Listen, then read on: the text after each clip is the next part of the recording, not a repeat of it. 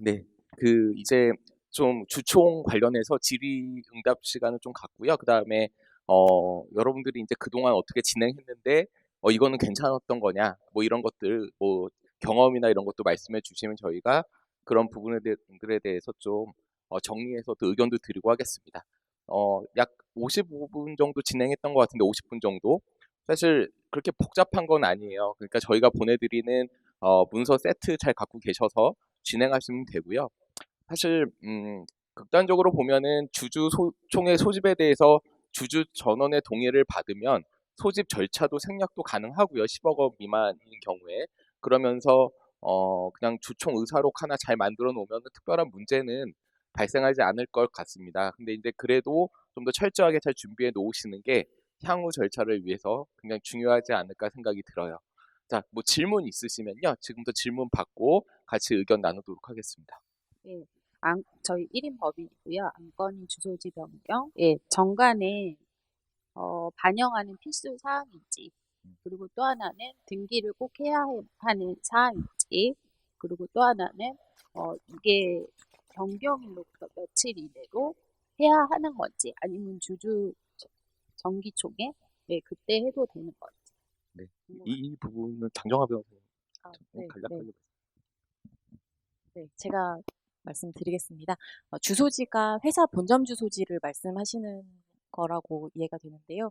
회사 본점 주소지는 정관의 기재가 이제 통상 구체적인 주소까지 들어가 있지는 않지만 이제 어디라고 기재는 될 것 같고, 그리고 법인 등기부등본을 떼보시면 회사 본점 주소지가 이제 기재가 됩니다. 그렇다 보니까 그 해당 내용의 변경이 필요하실 때는 등기사항이라고 생각해 주셔야 될 것 같아요. 네.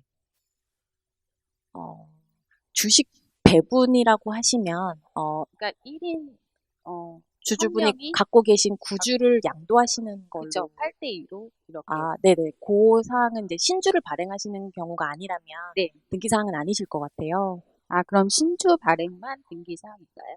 네, 이제 등기부상에 이제 발행된 주식수가 기재가 되어 있으실 네. 텐데요. 그 해당 등기부에 변경이 있을 때 등기가 필요하다라고 이해해 주시면 될 것 아, 같습니다. 네. 그러면 정관을 변경한다고 해서 꼭 등기를 해야 되는 건? 네, 정관을 개정하거나 뭐 변경하시는데 사항이 모두 등기사항은 아니신데요. 그렇지만 이제 일부 등기사항들이 들어가 있다 보니까 정관 개정하실 때는 유의하셔야 될 것 같아요. 네. 혹시 그거를 확인할 수 있는? 아, 네. 저희한테 전화 주셔서 이런 거 할 건데 혹시 네. 등기가 진행이 돼야 되겠냐라고 물어보셔도 되고, 아니면 뭐 저희가 아니더라도 등기를 도와주시는 많은 곳들이 네. 있으시잖아요. 네. 그래서 연락해서 나 이런 거 할 건데 등기해 주실 수 있냐? 그러면 그분들이 등기가 필요하다 혹은 필요 없다라고 해주실 것 그러면 같습니다. 실제 변경된 날로부터 며칠 이내로 꼭 정관을 변경해야 된다. 뭐 이런 법이 있나요? 이제 정관을 개정할 때는 별도 의안으로 이제 결의를 하게 되는데요. 그렇게 결의를 하신 날로부터 뭐 이게 등기 사항이라고 한다면 그 결의로부터 2주 안에 등기를 하지 않으면 과태료가 부과되신다고 알고 계셔야 될 것 같아요. 결의로부터 네, 네, 네, 네. 실제 변경된 날짜와 상관없이. 아, 근데 이제 그 중에 이제 뭐 본점 주소지를 이동하신다거나 대표이사님 주소가 바뀐다거나 이런 사항들은 사실 이제 그 변경일이 중요하시잖아요. 네. 그럼 그 날을 기준으로 하게 됩니다. 아, 그럼 네, 그날을 기준으로 2주 안에 네, 다 네. 결의하고 등기까지 다. 결의는 더 사전에 하셔야 될 수도 있어요. 만약에 그걸 뭐 결의해서 뭔가 변동이 있어야 되는 사안이라면 사전에 결의하시고 변경이 일어난다고 생각하셔도 될 것 같은데, 뭐 제반 절차는 만약에 등기 사항이라고 한다면 그 필요한 서류나 절차들을 안내해 드려요. 네, 그래서 문의해 주시면 될 것 같습니다. 예, 감사합니다. 네. 네. 등기사항 같은 경우에는 뭐 구글에다가 이렇게 쳐도 나오긴 하고요. 등기부등본을 떼어보시잖아요. 그럼 거기에 적혀 있죠. 주식수 몇 주, 대표이사 누구, 이름, 그 사항들이 변경이 되면 등기사항이라고 간단하게 생각하시면 돼요. 근데 만약에 스톡옵션 조항, 주식 매수 선택권 조항이 정관에 없었는데 정관에 없었다면 등기부등본에 주식 매수 선택권 조항이라는 항목이 없겠죠. 애초에 없었으니까. 그때는 주식 매수 선택권 조항을 갖다가 만약에 정관 개정을 통해서 추가를 했다라고 하면 사실 이전 등기부등본에는 그 내용이 없었으니까 이게 등기사항인지 아닌지 잘 모르실 거잖아요. 그럴 때는 어쩔 수 없이 문의하시거나 검색을 해봐야 되는 거예요. 그래서 어쨌든 등기사항이다라고 스톡옵션 조항은 주식 등기사항이거든요. 그 조항이 추가가 되면 등기를 해야 되는 거고 그때는 등기를 하면 그 등기부등본의 맨 마지막 쪽에 주식 매수 선택권이라는 해당 내용이 들어가게 돼요. 그러니까 기본적으로는 그냥 등기부등본을 떠봐서 거기에 내용이 있으면 아 이런 것들이 다 등기사항이구나. 이게 변경이 되면 당연히 변경해야 되는 거구나 등기를 이렇게 생각하시고 그리고 추가로 나머지 부분들에 대해서는 한번 검색해 보시거나 문의하시거나 이렇게 진행하시는 게 좋을 것 같습니다. 정관에 있는 내용을 의사록에서 결정을 하면 당연히 그거는 정관이 바뀌는 거예요. 그렇게. 그러니까 주총 의사록 아까 안건이 많았잖아요. 그 내용들이 다 정관에 있는 내용들은 아니에요. 그렇죠. 예, 그러니까 그 정관에 있는 내용이 아닌 걸 갖다 결의했는데 정관에 반영할 이유가 없는 거죠. 그러니까 그거는. 예, 예. 알겠습니다. 또 질문 있으시면 예. 그 회사에 감사가 있는데 이제 상법에 보면은 이제 6주간 전에 감사에게 재무제표 등의 이제 서류를 제출한다라는 조항이 있더라고요. 근데 이제 저희가 기장을 외부에 맡기기 때문에 이제 외부 회계법인 통해서 이제 재무제표를 받는데 결산 재무제표를 그 받는 시점이 사실 이게 주총이 이제 이번 달 말로 이제 정해져 있고 그 6주 이전에 저희도 받고 싶지만 그쪽도 워낙에 이런 스타트업들이 많다 보니까 저희가 받은 게 3월 초예요. 그러면 사실 이게 이제 그 상법에서 명시되어 있는 그 기간에 위배가 되는데 이런 경우에는 뭐 어떻게 진행이 되는 건가요? 사실 그거를 지키는 스타트업들이 거의 없고요.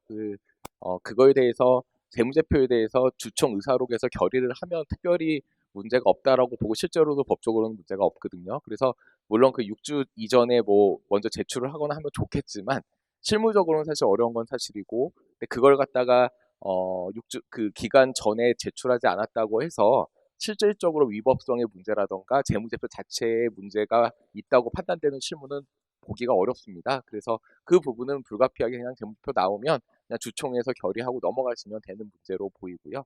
실무적으로 문제가 되는 경우는 없다고 보시면 됩니다. 그것 때문에.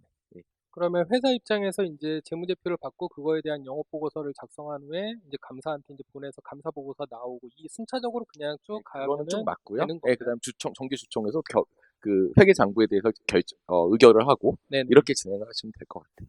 그리고 하나 더 질문이 주총 장소에 대한 질문인데요. 이게 이제 저희 뭐 정관에도 명시되어 있고 이제 그 인접 지역에서 이제 개최를 할 수 있다라는 조항이 있어서 인접 지역에서 이제 개최를 하는 그런 케이스가 이제 좀 발생을 하는데요. 이럴 경우에 인접 지역의 허용 그 어떤 범위가 어떤 이렇게 정해져 있는 게 있나요? 뭐 사실 그게 정확하게 뭐 정해져 있지는 않아요. 그래서 그냥 사무실 근처 정도로 생각하시면 되는데 뭔가 이게 시를 넘어가거나 뭐 이러면은 좀 그거는 문제가 있다고 보통은 보거든요. 그래서 그 부분도 사실 의사록 작성을 해서 뭐 그러니까 그 주주들이 올 수 있는 그 어떤 올 수 있는 뭐라고 뭐 권리나 또 접근 권리를 우리가 침해할 정도로 그런 먼 지역이나 그런 곳에서 하지 않는 이상은 실무적으로 문제가 되지는 않습니다. 그 부분들. 네, 감사합니다. 질문 있으시면 질문 부탁드릴게요. 2주 전에 소집통지서 발송한 이후에 안건 변동사항이 발생했을 때에는 소집통지서를 재발송하고 주주총회 일자를 변경해야 되나요? 안건이 통지했던 안건이랑 다른 안건이면은 소집 통지를 다시 밟으셔야 됩니다. 예, 기간을 지켜서. 그리고 또 하나는 저희가 주주가 거의 다 법인인데요. 사실 대부분 주주가 법인이시라고요. 주주분들이 네, 법인인 네, 경우가 네, 많은데 네. 대부분 그 실무자들이 참석하시니까 항상 위임장을 받아왔거든요. 근데 만약에 당사의 대표가 참석하실 경우에는 위임장을 추가로 받지 않아도 되는 건가요? 대표이사가 출석하신다는 말씀이시죠? 예, 대표이사가 출석하시면 위임장은 특별히 받지 않아도 괜찮습니다. 네, 감사합니다. 네, 혹시 또 질문 있으신가요? 뭐, 네. 네. 질문 뭐 특별히 없으시면 저희가 이제 오늘 이거 마치고 나면은 이메일로 오늘 강의 PDF하고 이 문서 주주총회 세트 보내드릴 거고요. 가장 중요한 건 결국에는 정기 주주총회 의사록을 잘 작성을 해두는 거예요. 그리고 이걸 갖다가 반드시 공증을 하거나 뭐 이렇게 사서 인증을 받을 필요까지는 없어요. 다만 뭐 좀 더 명확하게 우리가 이 시기에 주총을 정확하게 진행을 했다라는 거를 좀 입증하고 싶으시면 이렇게 공증이나 이런 절차를 밟으시는 것도 가능은 한데 굳이 거기에 뭐 꼭 그런 절차를 밟을 필요는 없고 꼭 안 밟으시더라도 효력은 그대로 있습니다. 그리고 가장 이제 착오를 많이 하시는 게 주총 의사록은 주주들의 회의잖아요. 그 주주들의 회의니까 주주들의 도장이 다 들어가는 거 아닌가 의사록에 이런 생각을 가장 많이 하세요. 내가 회의를 참석했으면 내 도장 찍어야지. 근데 주주총회 의사록은 회의록을 그러니까 주주들의 회의를 정리한 거고 그거에 대해서 대표이사나 이사들이 본인들이 이 회의록을 정리했고 이렇게 진행을 했다라는 거를 확인해주는 도장을 찍으면 되는 거예요. 그러니까 주총 의사록에 주주들 도장이 들어가는 게 아니라 이사들 도장이 들어가면 된다라는 점을 가장 많이 착각을 하시고 물어보셔서 말씀을 드리고요. 그렇습니다. 그래서 그렇게 해서 서류 잘 작성해서 갖고 계시면 향후의 문제는 거의 없을 것 같습니다. 그리고 주총 소집이나 이런 절차는 임시 주총 때도 동일하게 진행이 되는 거니까 저희가 보내드리는 이 정기 주총 서류를 임시 주총 때도 그대로 이용해서 사용하시면은 전혀 문제 없이 주주총회 진행할 수 있을 것 같다는 생각이 듭니다. 네, 오늘 사실 1시간 정도 조금 넘게 했는데요. 사실 이게 주총 갖고 뭐 몇 시간 동안 할 건 아닌 것 같아서 1시간만 하면은 다 잘 진행할 수 있게끔 저희가 준비를 했고요. 앞으로도 주총 관련한 사항이나 등기 관련된 사항 그 외에도 스타트업 법률 자문이 필요하신 사항이 있으면은 저희 그 PDF에 뒤에 다 변호사들 이메일이나 이런 연락처가 있으니까 연락 주시면 저희가 잘 말씀드리고 의견 드리겠습니다. 예, 오늘 참석해 주셔서 정말 감사합니다. 예, 감사합니다.